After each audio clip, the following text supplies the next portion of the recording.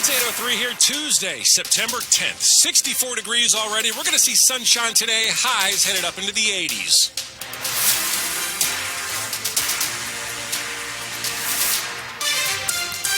Good morning, I'm John Domen. And I'm John Aaron. The top local story we're following this hour, there's an increased police presence in D.C.'s city center this morning after multiple burglaries overnight in the city.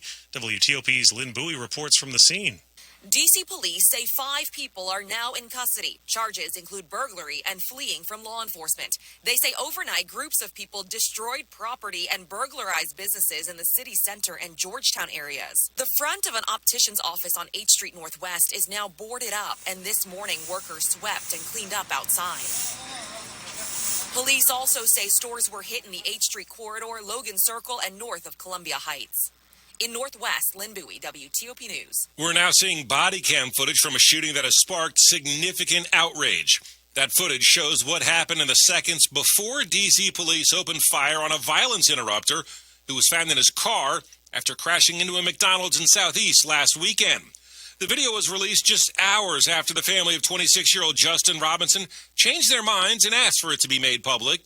WTOP's Scott Gelman has the story. And we warn you that it does include the sound of gunfire.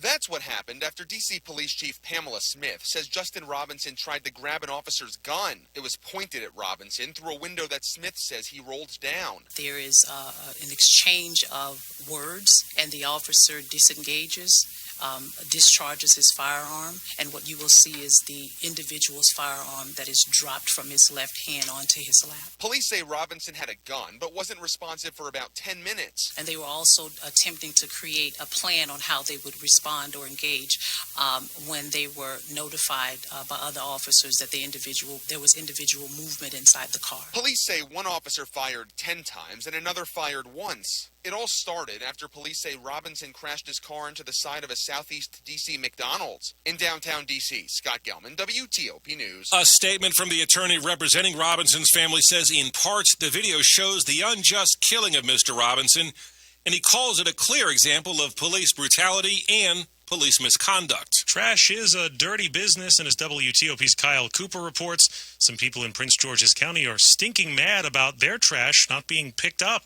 The problem was really bad in July, and County Council member Walla Blagay found out at a meeting last night at Arbery Elementary School. How many have had missed days in August? Most people in the room raised their hand. What? It may not be getting any better. Gigi Lyon says one trash collector even tried to get her to pay more to pick up her trash that she's already paying for. You got some money? I said, no, I do not. So he left all of that sitting on the curb. In a meeting before the County Council Monday, Andrea Crooms, director of the Office of the Environment, admitted to problems this summer, but says they are trying to fix the issues with better strategic planning and other tools. We have the ability to issue fines, and we're going to continue to issue fines. Kyle Cooper, WTOP News.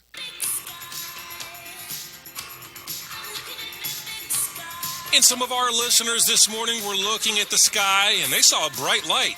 So what was it? Was it aliens? Well, it is none other than the SpaceX Polaris Dawn mission arising from the launch pad at 5:23 a.m.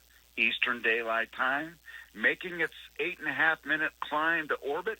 And at the American Meteor Society, there are dozens and dozens of reports, including some with photographs, from the DMV saying, hey, just like your listener was reporting, I saw this thing in the sky, and that was the beautiful SpaceX ascent to orbit. That was WTOP space reporter Greg Redfern. It was not aliens. Sorry it wasn't aliens. I know you had your hopes up. We were all hoping. Still ahead here in Money News. Will you work after retirement, even if you don't have to?